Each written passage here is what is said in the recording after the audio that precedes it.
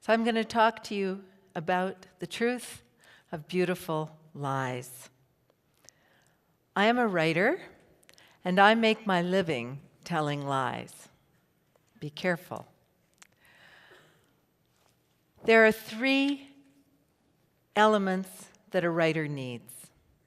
A writer needs words on a page. You'll see that I'm breaking the rules, and I have paper.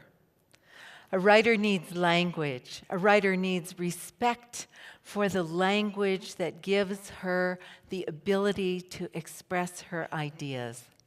And a writer needs lies. A writer has an affiliation with lies that you must never forget. Now, I'm going to tell you a story that is a kind of beautiful lie. It's modeled after a poem by a Canadian poet called Mary House. And the line is this: lying in bed is better than telling the truth standing up. Now remember, I am a writer who makes my living telling lies. It's easy to talk about truth. We have seen innumerable truths. We hear innumerable truths. But truth always points toward its opposite. It's double, it's bad twin, it's binary, lies, the seduction of lies. Now, without lies, our lives would be very boring. And it isn't just the magic that lies can bring into our lives, but lies suggest the possibility of art. Lies suggest duplicity. Lies suggest finding another way to tell a story. Everything we do in some ways is a lie because the world is so complicated. It's difficult to find our place in it, and if we tell a story, we do find a place in it.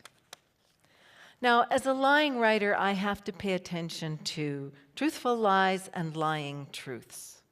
I'm very careful to make sure that they work together in the constructions of my stories. But of course, lies obsess us. They come to us. We point our fingers at them. We study them. We try to figure out when people begin to lie. We try to understand why people lie. And so we have given them a kind of power that perhaps is different from what they actually accomplish. As a writer, I know the power of lies and oppositions. How do lies work in fiction? If a character says, "I'm happy," you can almost be sure that in the story, that character is actually miserable. They're telling you the opposite of what they feel because the lie is one way of asserting what they want. Now let's go back to lying in bed is better than telling the truth standing up. This isn't a story yet. It has to have a character. It has to have a person who is invested in that line. And so let's invent a woman. She's no longer lying in bed. She's gotten up. She's put on her clothes. Certainly she's put on a scarf and a warm coat, and she's walking down the street. She's in search of a certain kind of truth, but she also knows the game of lying and truth. She's well aware of it. And she knows that deception is an art. As a fiction writer, I know that if I don't have deception on my side, I cannot tell you a persuasive story. Deception is the most important part of what I contrive when I tell a story. If I cannot deceive you into believing that my fictional characters are real, my lies will not work. I have to be in love with deception, and so I have to be a lie. Now remember, I make my living telling lies. I have to keep warning you. The beauty of lies, their temptation and their promise, is always there for an artist. Now, of course, we all think about the childhood rhyme. Liar, liar, pants on fire, nose as long as a telephone wire. And I went and looked that up and immediately found a lie. The pants on fire line is attributed to William Blake. In fact, William Blake never wrote that, and so that's a lie immediately. Someone invented that line, put it in there, connected the long nose and the pants on fire, and we've been believing that lie forever. So lying requires, let me remind you, skill and focus. And given that this is a talk about truth, you probably need to look closely at me and think, is she bullshitting me? Is she just telling me this because she wants to know what my reaction will be? And of course I am. The hyperbole is a happy part of the lie. The tall tale, the barroom story, the afterward tale is what you and I are really interested in. But most of all, a writer who makes her living telling lies wants to convince you. Exaggeration is a useful tool, but I want to convince you of my story. And so I will fabricate the elements of the story that make it work. The woman walking down the street has now turned into a small cafe, and she's sitting in that cafe. All of a sudden, we are in Paris. We are in the 14th arrondissement, and I am going to convince you, by virtue of my fabrication, that I know where that is, and that I can give you directions to that cafe. And I will, although you should be careful to remember that I make my living telling lies. Now, artists are not, despite what I'm telling you, pathological liars. Although, of course, and when I say pathology, I mean of the medical kind. We are, I think that medicine would very much like to put that label on us. But of course, a pathology would enable us to cure all artists.